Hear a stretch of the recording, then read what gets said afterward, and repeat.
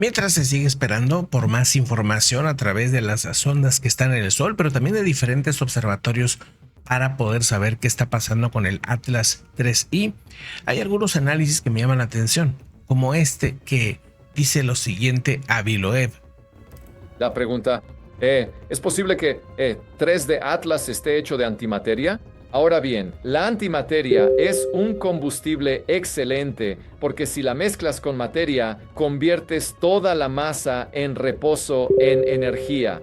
E igual a mc al cuadrado, esa es la fórmula de Einstein. Y ese es el mejor combustible que puedas imaginar. No hay ningún combustible más eficiente que ese. Obtener energía pura a partir de la masa es una cantidad enorme de energía.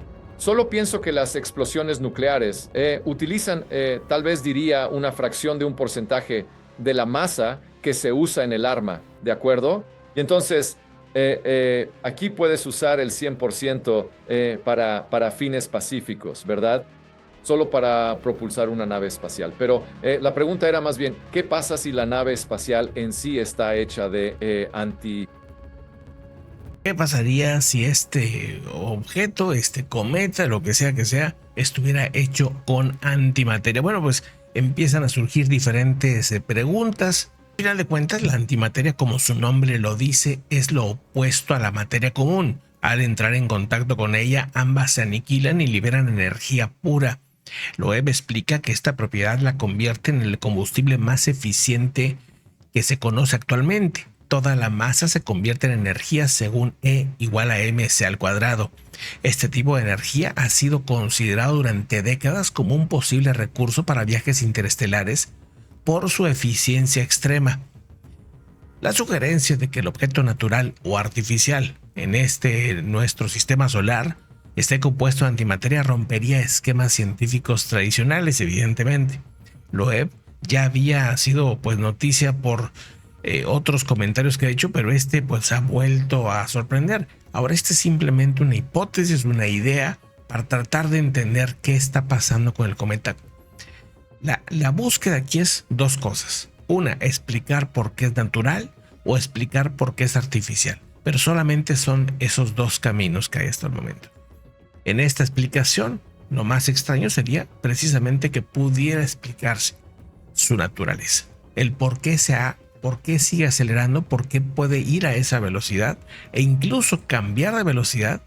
Si esto es un objeto natural que tiene una cantidad impresionante de años, ¿cómo logró avanzar cuando estaba pasando por el Sol? Y no solo eso, ¿cómo logró alejarse? Ha habido varios intentos de explicaciones al momento, algo rebuscadas, pero que intentan explicar cuál es la razón por la que incluso este movimiento que parece raro pudiera tener alguna explicación natural. Y eso, pues bueno, empieza cada vez a ser más difícil explicar su naturaleza. Pero no imposible todavía. El objeto 3i Atlas, detectado recientemente, se mueve a velocidades y trayectorias que no se ajustan completamente a los cuerpos naturales conocidos. La posibilidad de que esté hecho de antimateria simplemente abre más preguntas sobre sus posibles orígenes. Según lo que reportan, dice, una civilización avanzada podría utilizar antimateria como fuente de propulsión interestelar, habría dicho Loeb. El debate pues sigue siendo sobre su origen. Hay gente tajante que te dice 100% natural, expertos astrofísicos. Hay otros que te dicen pues la posibilidad de que sea algo más existe. Incluso el mismo Loeb que asegura que la posibilidad es alta, de entre el 30 y 40% de que pudiera ser algo más. Los instrumentos actuales no pueden confirmar con certeza la composición del Atlas. Así que pues los análisis continúan, pero todavía sin la certeza. A partir del 11 de noviembre vendrá, en teoría, pues más contundencia en la información. La historia pues, nos muestra que la mayoría de las ocasiones pues hay que irse por la explicación más sencilla, pero también sin cerrarnos a otras posibilidades. Así que pues aquí seguiremos analizando. Y ya que estamos en temas de ciencia y de cosas extrañas, hay un tema que me gustaría comentarles. Un matemático que básicamente lo que hace es tratar de identificar qué tan probable es matemáticamente la vida aquí en este planeta. Y fíjense qué conclusión tan interesante sacó. Un nuevo estudio del Imperial College of London concluyó que según las matemáticas, la vida simplemente no debería haber surgido jamás en la Tierra. Desde el punto de vista de matemáticas, el autor de este estudio, Robert G. Andres, habría apoyado modelos matemáticos computacionales para demostrar que las probabilidades eran simplemente nulas, vamos a decir extraordinariamente bajas desde el punto de vista de la información. La investigación calcula que una protocélula requeriría 1.000 millones de bits de información para existir, incluyendo datos genéticos, estructurales y dinámicos. Esto no pudo haber surgido así nada más, aunque la sopa prebiótica tenía potencial para generar información hasta 100 bits por segundo. El proceso aleatorio de ganancia y de pérdida de información lo harían simplemente imposible. O sea, tendría que haber una estructura persistente. Básicamente, la idea aquí es que algún tipo de inteligencia, tendría que haber generado esa estructura. El estudio también resalta el concepto de persistencia. Si una especie de memoria que mantuviera los avances, todo esto se perdería constantemente, impidiendo la evolución hacia formas vivas. Las barreras para que la vida surja de manera espontánea son, dice, formidables. Se sugiere que pudo existir un principio físico desconocido, una estructura de información prebiótica que digiriera el proceso, aunque no haya pruebas, obviamente, de todo este tema. De momento, esta es una simple hipótesis, pero que también nos muestra lo preciada que es la vida, primero, en general.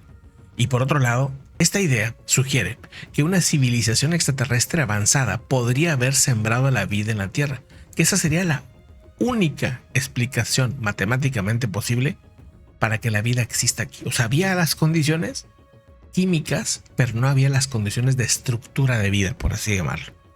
Se necesitaba la estructura. Cuando se da esto, entonces se empieza pues a generar lo que conocemos ahorita como vida. Y aquí sí que pues entran en muchas teorías de no solamente la paspermia, de que un objeto, un meteoro, haya caído aquí y que ese meteoro trajera la estructura de la vida, sino que tendría que haber sido incluso algo más evolucionado, más complejo, por así decirlo. Esto, para este tipo de cosas, aseguran que el papel de la inteligencia artificial va a ser crucial para poder calcular cosas de un nivel de complejidad algorítmica impresionantes. Por ejemplo, la complejidad algorítmica de las células, tratando de entender qué posibilidades hay de que verdaderamente la vida pues haya surgido así de la nada o que alguien vino a ponerla. Bueno, ya si nos vamos un poco a esto, ha habido biólogos que han estudiado diferentes especies humanas y científicos de diferentes ramas para tratar de entender por qué hay ciertas especies que parece que no están adaptadas bien a la gravedad de la Tierra. Por ejemplo, hay especies que aseguran pues que parecieran impuestas, incluso la del mismo ser humano. O sea, hay especies que tienen problemas con el peso, con la adaptación, digamos, al planeta. Y aquí, pues bueno, podríamos entrar a otros temas muy interesantes que al final pues son simplemente ideas de científicos para tratar de entender de manera abierta y de manera clara pues cómo es que hemos evolucionado hasta donde estamos. Pero bueno, pues creo que estas nuevas aperturas nos están llevando a preguntas algunas veces inquietantes para algunos, pero también por otro lado necesarias. Vámonos a otro asunto importante que les dejo, pues información de lo que pasa en el mundo.